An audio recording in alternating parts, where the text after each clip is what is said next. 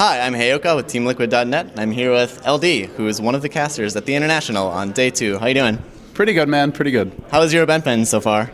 It's been amazing. I mean, just watching the games is fantastic. I didn't even think I was going to get to fly out here at all, and let alone casting them. And well, the Navi games, they pretty much cast themselves. I'm sure you were about to ask me about those at some point, but they were. I mean, whenever it feels like we're in the Ukraine or something, because whenever they're on the stage, I mean, I almost feel bad for the other teams. It's like Navi places a ward and the crowd goes apeshit. I like Navi, don't get me wrong, but. So was it pretty exciting casting those games? Oh yeah, and the Chinese teams as well. I mean, I'm always like I find IG really exciting to watch when Ferrari gets the right heroes like Invoker and TA. But they're not picking them for him. Is there anyone in specific that you particularly enjoy casting? I mean, obviously you just said Navi, but is there anyone are you looking forward to seeing any of the Chinese teams tomorrow, or did you particularly like anyone today? I'm a big fan of Orange. I find Yamate's Leshrac really exciting to watch. I think Mushi is a fantastic carry player. And Extinct's jungle, by the way, I mean, spoiler alert, turn this off now if you don't want to know the results, but they got crushed by eHome with that Tiny Wisp combo, which my partner in crime Lumi off camera has been saying is unstoppable, and I think Wisp was actually banned in the latest series eHome is playing now versus IG. But yeah, Mushi is amazing to watch. He's a lot of fun. And I think Orange is a little bit underappreciated, but Extinct's jungle, I mean, his Chen is sick. He had like at least 5 Holy Persuasions that almost turned the game around. It was exciting. Has there been anything that you thought was, any strategies that you didn't expect to see? People, did a lot during the group stages, but presumably they were hiding some things for this week?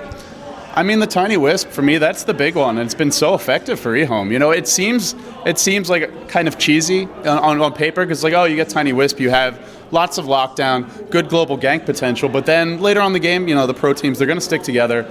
They're going to have the defensive items, the mech, the pipe, the BKBs up, and then it's going to scale down. But the beauty of Tiny is he's not just a nuker like he used to be with the Aghanims upgrade. He does some disgusting physical DPS. It's pretty painful.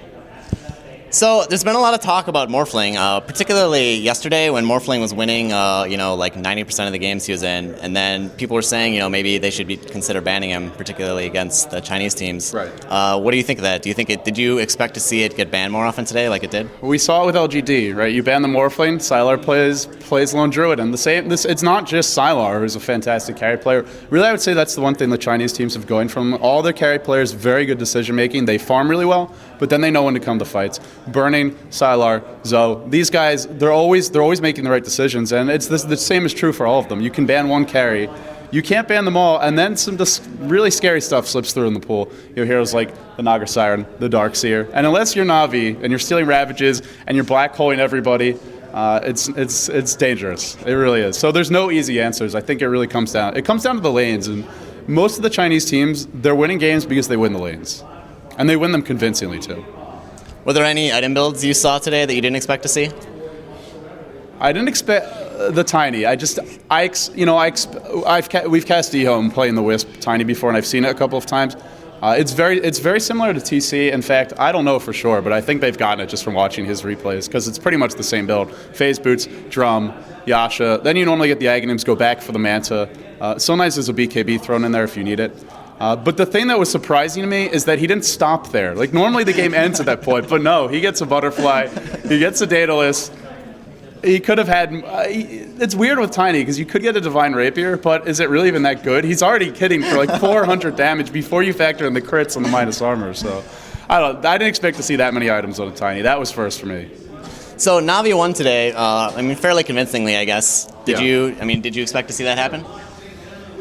That is the one team, I've been wrong twice about them. I've become a bit of a Chinese fanboy, casting Beyond the Summits World Tour, where there were a lot of Asian teams who did well in that, as well as the International East Qualifiers. That was my first big opportunity to cast and have a decent-sized audience. I fell in love with Tongfu in that tournament, although they've been having some internal struggles and roster issues since then, like some tension between the players, which is why you see them maybe not performing particularly well at this event.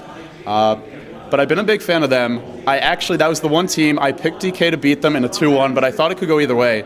And then today again, I picked against Na'Vi, so I'm not going to be fooled a third time. I'm going to have to go with Na'Vi in the grand final, solely because if I don't pick them, they're going to burn me. So, most people seem to think that LGD is just going to sweep through. You don't think that's going to happen?